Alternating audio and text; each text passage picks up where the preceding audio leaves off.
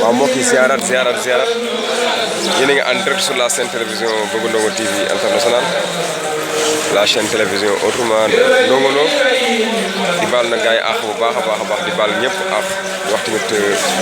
ndeysaan màggalu l'an 2019 ñu gars yi bu baax a baax di wax tamit ndeysaan yàlla tamit Sëriñ Tuubaa nangu ñaari fi ñaan yëpp def xewal bu baax a baax di ñaan nag suñu waajur Ndongo Lo yàlla ko yàlla yërëm bu baax a baax nag fa mu nekk gërëm fu mu jóge di bëgg nag waa VIP moom sax ñaa famille di bëgg ak lu Ndongo Lo bi ñëpp képp ku fas Ndongo Lo maa lay bëgg bu baax a baax di bëgg ñëpp daal Ababacar Mbaye Thiam sama xarit ndeysaan léegi ñoo ànd di bëgg ñëpp daal di bëgg Mame Cheikh Ñaa Pa Abdou waa kër ga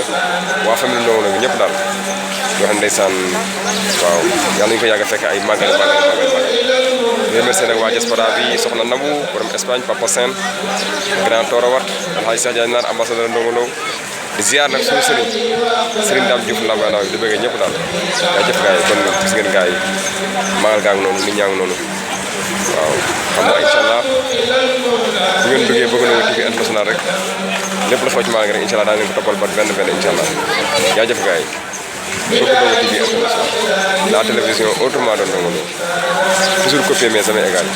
jaajëf gars yi.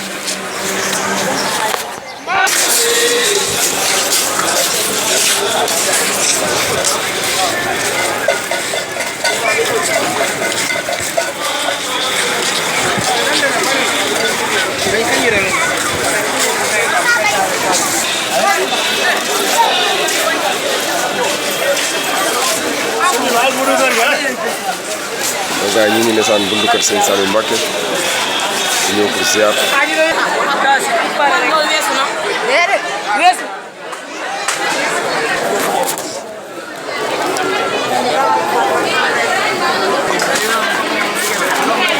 ñu ngi kër Sëñ Saliou